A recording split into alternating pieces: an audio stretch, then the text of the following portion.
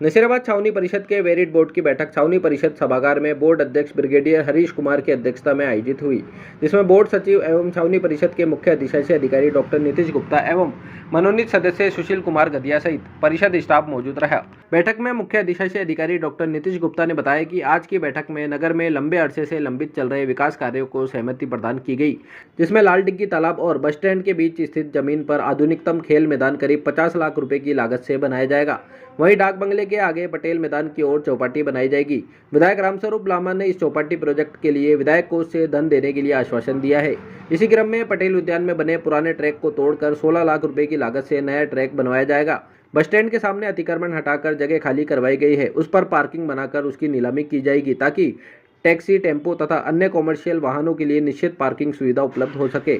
इसी के साथ ही फ्रामजी गार्डन में शिक्षक संघ द्वारा प्रस्ताव रखा गया था कि वे अपने खर्चे पर महाराणा प्रताप की प्रतिमा स्थापित करना चाहते हैं, तो बोर्ड ने प्रस्ताव किया है कि उन लोगों को अनुमति दी जाए और काम शुरू हो गया है। डॉक्टर गुप्ता ने बताया कि हमारे एसआई विभाग की कुछ शिकायतें आ रही थी, जिस पर कार्यवाही करते हुए छावनी परिषद के सैनिटरी इंस्पेक्टर रवि प्रकाश को 3 महीने नोटिस पीरियड में रखा है कि यदि उनकी आगे भी कोई कंप्लेन मिली तो उनके विरुद्ध नियम अनुसार कार्रवाई की जाएगी। नमस्कार। आज 12 सितंबर को छावनी परिषद नसीराबाद की बोर्ड बैठक बुलाएगी, जिसकी अध्यक्षता ब्रिगेडियर हरीश कुमार जी ने करी और साथ में हमारे मनोनीत सदस्य सुशील कुमार गदिया जी भी साथ रहे। इसमें इस बोर्ड मीटिंग का कुछ मुख्य उद्देश्य शहर में कुछ ऐसे प्रोजेक्ट लेके आना था जो बहुत समय से लंबित चल रहे थे और पेंडिंग चल रहे थे। तो कुछ ऐसी सौगात शहर को इस बोर्ड मीटिंग में दी जाए जो मैं आपको बताने जा रहा हूँ। सबसे पहले, शहर में कोई भी खेल मैदान नहीं है, स्टैंडर्ड का नहीं, तो लाल डिग्गी के पीछे जो अटल खेल परिसर है उसको आधुनिक सुविधा से तैयार करा जाएगा।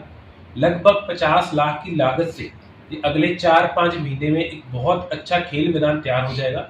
यहाँ पे बॉक्स क्रिकेट के अंदर फुटबॉल ग्राउंड, एक वॉलीबॉल ग्राउंड और एक बास्केटबॉल ग्राउंड, ये 3 ग्राउंड आएंगे और साथ में रनिंग ट्रैक बनेगा। तो ये हमने सबसे बड़ा भी एक डिसीजन दिया है। दूसरा, जो मेन सड़क अपनी पटेल गार्डन को जाती है डाक बंगलों के आगे, तो उसके आगे हम चौपाटी बनाने जा रहे हैं, जैसे कि अजमेर में बनी हुई आना सागर के पास। वो चौपाटी के अंदर भी बैठने का अरेंजमेंट, खेलों को लगाने का अरेंजमेंट, विक्टोरिया लाइट को लेने के जाने का और अच्छी ड्रेन बनाने का। आजकल वहाँ पे पानी का भराव हो जाता है, तो उसको भी देखते हुए हमने अच्छी ड्रेन बनाने का भी उसके अंदर प्रस्ताव लिया है। तो कल ही मेरी एमएलए साहब से बात हुआ था, तो एमएलए साहब ने कहा है कि इस प्रोजेक्ट के लिए, चौपाटी के लिए, वो एमएलए फंड से पैसा दे देंगे। तो एमएलए साहब का बहुत बहुत धन्यवाद। और तीसरा हमारा है कि जो पटेल गार्डन का जो पुराने वाला ट्रैक है वो बहुत क्षतिग्रस्त हो चुका है। जो वो ट्रैक है उसको नया ट्रैक बनाया जा रहा है। 16 लाख की लागत से नया ट्रैक बनाया जाएगा। अगले 1.5 महीने के अंदर अंदर ट्रैक बन के तैयार हो जाएगा। तो पटेल गार्डन में पूरा जो टूटा हुआ ट्रैक और आगे फुटपाथ भी जो टूटे हुए हैं वो बिल्कुल ठीक हो जाएंगे। तो जो हमारे माता बहनों को और बुजुर्गों को जो आने जाने की जो थोड़ी बहुत दिक्कत आ रही थी पटेल गार्डन में, वो ठीक हो जाएगी।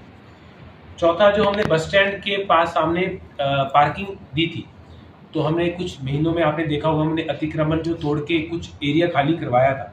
तो हम वो एरिया में जो जगह जगह पे टैक्सी और टेम्पो खड़े रहते हैं, तो हमने वो सारे कमर्शियल व्हीकल को वहाँ पे लगाने का निर्णय लिया।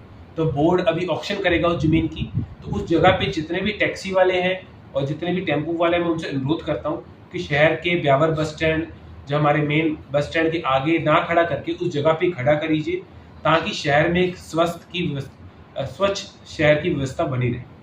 इसी के साथ ही फ्रामजी गार्डन के अंदर महाराणा प्रताप की जो मूर्ति बनाने का जो हमारे टीचर एसोसिएशन है, जो उन्होंने हमारे पास प्रस्ताव रखा था कि हम सब अपने ही खर्चे पे बनाना चाह रहे हैं, तो बोर्ड ने प्रस्ताव करा है कि उन लोगों को अनुमति दी जा रही है और फ्रामजी गार्डन में एक अच्छी महाराणा प्रताप जी की मूर्ति बन के तैयार हो जाएगी और एक अच्छा स्मारक बन जाएगा। उसी के साथ ही एक बर्ड हाउस, जो कि पटेल गार्डन में जो एक बर्ड हाउस, जो अपने पंछी है, पंछियों के रहने के लिए, उनको आशियाना के लिए एक हमने प्रस्ताव दिया है, जो कि लोगों के सहयोग से ही लोगों ने अपने खर्चे पे बनाने के लिए हमें अनुमति देने की बात कही थी, तो बोर्ड ने उनको भी अनुमति दे दी है। उसके बाद हमारे कुछ कंप्लेंट्स आ रही थी हमारे एसआई डिपार्टमेंट से कि लोगों ने विभिन्न कंप्लेंट करी थी।